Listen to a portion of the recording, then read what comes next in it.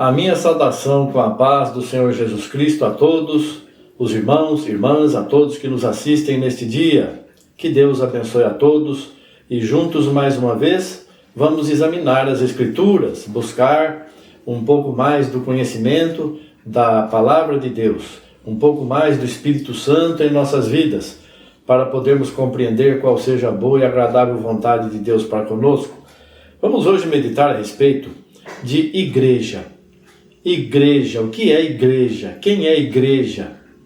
Igreja, nós costumamos dizer que a igreja coloca um nome na igreja e essa é a igreja tal. Não é isso, a igreja são pessoas. Nós já muitas vezes temos falado isso, o Senhor tem nos mostrado e rogo a Deus para que os irmãos entendam exatamente o que é a igreja. A igreja são pessoas, não são templos, né? Nós somos o templo do Espírito Santo.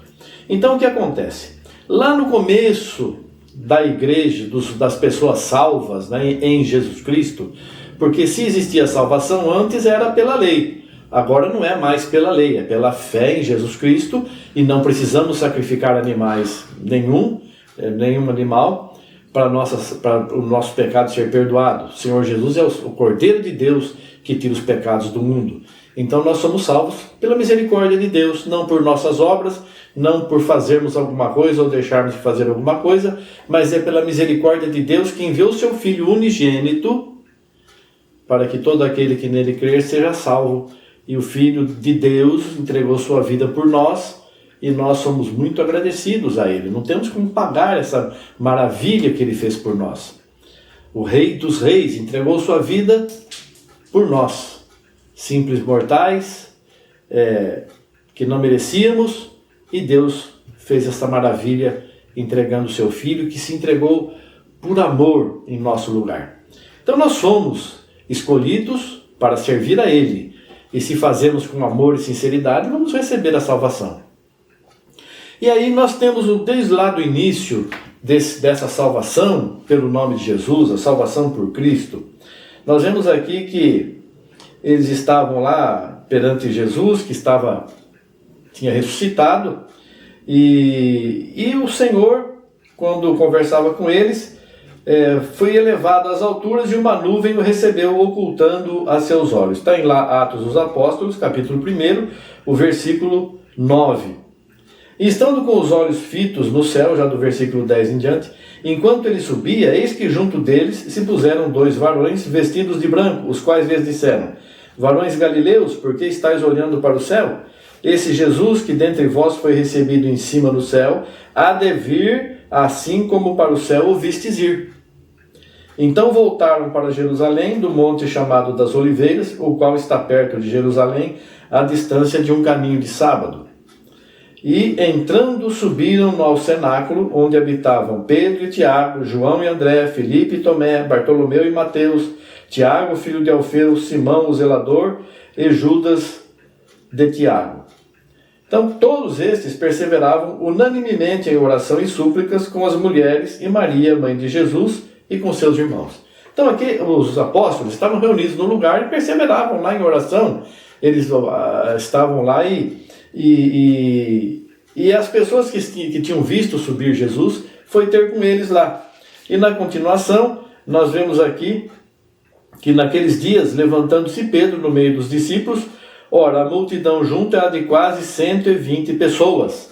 Então era um grupo de mais ou menos 120 pessoas. E aí eles estavam sempre reunidos em oração, buscando a Deus.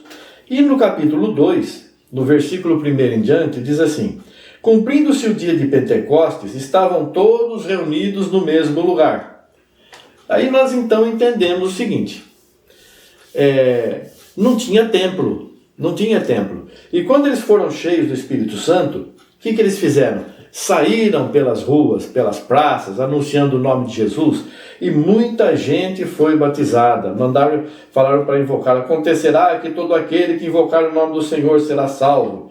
Atos capítulo 2, versículo 21.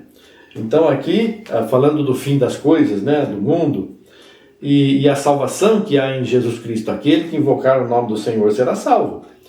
E daí em diante, nós vemos a igreja crescendo. Ali foram batizados aproximadamente 3.000 pessoas, depois mais adiante mais 2.000 pessoas, Então, cresceu muito o número dos irmãos da igreja, o número de pessoas salvas, que depositavam em Jesus a sua confiança, a sua fé. E não tinha templo. Eles tinham lugar de reunião? Não tinham. Tinham líderes? Tinham aqueles que conviveram com Jesus, que foram enviados para pregar o Evangelho, os apóstolos. E esses eram obedecidos porque eles eram a prova viva da vida de Jesus, do poder de Jesus, como muitos outros também em Jerusalém, nas redondezas, conheceram Jesus pessoalmente. Mas estes eram os escolhidos pelo próprio Jesus Cristo. Então todos tinham muito respeito por eles. E eles nunca mandaram as pessoas construir templos e colocar pessoas que os dominassem, de jeito nenhum. Sempre o Espírito Santo dirigindo o povo. Sempre o Espírito Santo dirigindo o povo. Lá no começo, em Gênesis, quando o povo pediu um rei, porque eles não tinham rei, eles eram dirigidos por Deus através dos profetas, dos juízes, e o povo pediu um rei, o profeta orou e falou para Deus, eles me rejeitaram. E Deus falou para o profeta, eles não rejeitaram você, rejeitaram a mim. Porque quem guiava o povo não era o profeta, era Deus através do profeta. E agora o Senhor restituiu a liderança de Deus perante o seu povo. Então, irmãos, a igreja, o povo, as pessoas salvas, elas têm que se entrelaçar, elas têm que se reunir. E a partir daí, em determinado momento, a igreja começou a ter um nome que não foi dado por Deus. E nunca Deus mandou construir templos, como não mandou Davi construir templo, não mandou Salomão construir templo. Davi que tinha colocado no seu coração de construir um templo. E Deus aceitou aquilo, permitiu que Salomão construísse, mas o templo foi destruído lá no ano 70 da era cristã já, como cumprindo a profecia que o Senhor Jesus tinha dado para o povo. Mas nós estamos agora vivendo em espírito, nós não precisamos de templo. O Senhor Jesus falou exatamente isso para aquela mulher, quando ele conversava com ela, aquela samaritana. Vocês adoram esse, nós adoramos. O Senhor Jesus falou, vocês adoram o que vocês não conhecem, nós adoramos o Deus verdadeiro. E chegou o tempo que nem aqui, nem em Jerusalém se adorará a Deus, porque Deus quer adoradores que o adorem em espírito e em verdade. Adorar em espírito e em verdade é não ter lugar e não ter nada na nossa frente, nem dirigente, nem templo, nem imagens, nem nada. É dobrar o teu joelho e se apresentar perante Deus, ali está Ele. Só que isso é uma adoração particular. Mas quando nos reunimos, nós precisamos nos reunir para que cada um, e lá em Coríntios fala, quando vos reunirdes, um tem salmo, outro tem hino, outro tem doutrina, faça-se tudo com decência e com ordem para a edificação. Então nós temos que nos reunir. As pessoas estão desanimadas hoje em dia, estão deixando as igrejas, os templos, as igrejas tradicionais, denominacionais, aquelas que têm um nome, porque estão vendo muitas coisas erradas, e tem mesmo. Isso acontece porque a pessoa que está indo nesses lugares, se você, meu irmão, minha irmã, está acontecendo isso com você, é porque você tem ido nesse lugar e tem colocado sua confiança naquele homem que está lá na frente. Ou naquela mulher. Mulher não pode dirigir, mas tem certas denominações que aceitam. Então tem muitas coisas erradas que tira a alegria da salvação daquela pessoa que está vendo todas essas coisas. Um pouco de fermento leveda toda a massa. E aí a pessoa aceita uma coisinha aqui hoje, depois aceita outra lá, depois outra mais adiante, a hora que vê, está vivendo completamente o mundo, na carnalidade. Então não pode ser desse jeito. Não tenha a tua confiança na denominação que você frequenta. Não tenha a tua confiança no pastor que está à frente de você aí, que está te dirigindo. Quem tem que dirigir você é o Senhor Jesus Cristo, é o Espírito Santo. Então, quando você não entender alguma doutrina, alguma coisa, e você não entender mesmo, não faça. Não vai fazer só porque foi ensinado isso lá. Mas, ao mesmo tempo, você tem que buscar. Não é porque você não entendeu, mas você tem que buscar a realidade. E tenho certeza que em muitas coisas você vai entender de forma diferente daquela pessoa que está te ensinando. Porque nem todos têm a mesma fé. Nós não temos a mesma fé, nós não temos o mesmo conhecimento, mas não podemos abandonar a Deus. Temos que ser sempre fiéis a Jesus Cristo, fiéis a Deus que nos salvou, nos redimiu e é o nosso Rei, o nosso Salvador. Então o que acontece? Não julgue ninguém. Não é porque a sua fé é diferente que você vai se sentir maior ou menor que os outros. Não. Você tem a fé e você procure aumentar a tua fé, a tua confiança em Deus. Procure ler mais as Escrituras. Buscar entender, leia com paciência, meditando em cada versículo, em cada palavra. E Deus vai te iluminar. Ore, Senhor, me mostre, me revele. Você vai se surpreender das bênçãos que Deus vai derramar na tua vida. Não se prenda a nada humano, não se prenda a nada físico, não se prenda a nada que os teus olhos veem.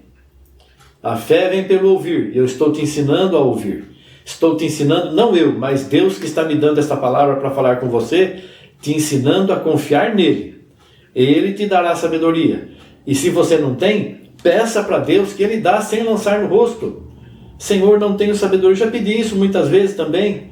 Senhor, não tenho sabedoria, não estou entendendo isso aqui, o que acontece? O que é isso aqui? Me mostra.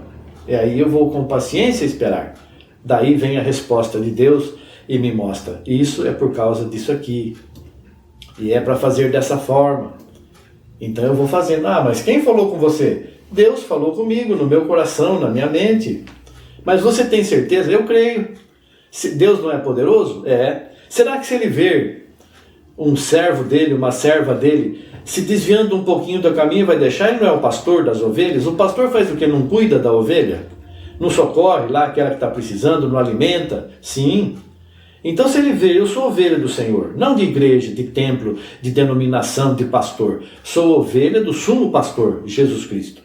E se ele ver que eu estou me desviando um pouquinho do seu caminho estreito, será que ele vai deixar eu me perder?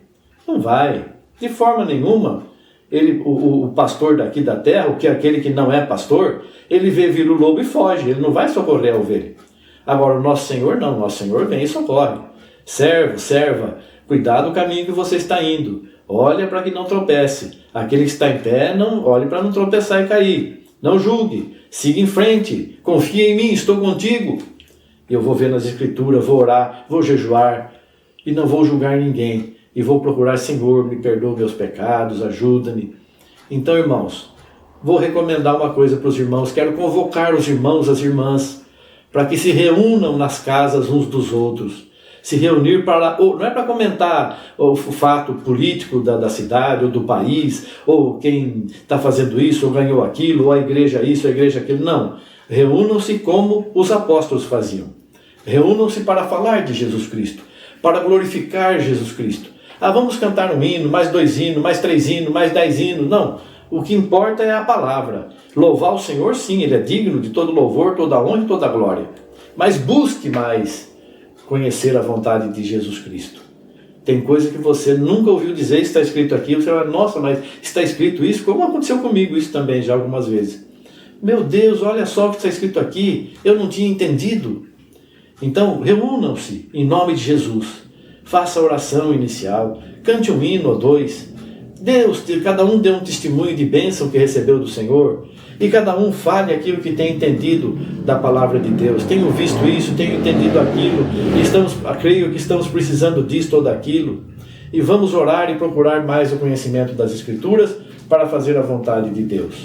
Porque está no fim de todas as coisas. E nós não vamos ficar confiando em homens. Vai chegar o dia que nós não poderemos mais nos reunir. A palavra mesmo nos ensina. Aquele que não tiver a marca, o número da besta, não vai poder comprar nem vender. As pessoas estão preocupadas em comprar arroz, feijão, comida. Comprar e vender. A palavra de Deus. Nós fomos chamados para comercializar, para fazer comércio com a palavra de Deus, comércio espiritual, comprando almas para Jesus. Só que vai chegar o dia que nós não vamos poder mais fazer isso. Então, enquanto temos tempo e oportunidade e liberdade, vamos anunciar a salvação, vamos nos reunir, orar para que Deus nos envie para fazer a obra dele, para glorificar o nome dele, para levar a salvação a muitos outros também. Isso depende de cada um de nós, de cada um de nós. Vamos ganhar almas para Jesus Cristo, não para a igreja, não. A igreja são as almas que nós vamos ganhar. Vamos ganhar para Jesus Cristo, para a glória de Deus. Que Deus abençoe a cada um e que cada um seja um instrumento maravilhoso e poderoso nas mãos de Deus para glorificar o nome dele. Deus abençoe a todos, em nome de Jesus Cristo. Amém, graças a Deus. Obrigado, Senhor. Amém, amém.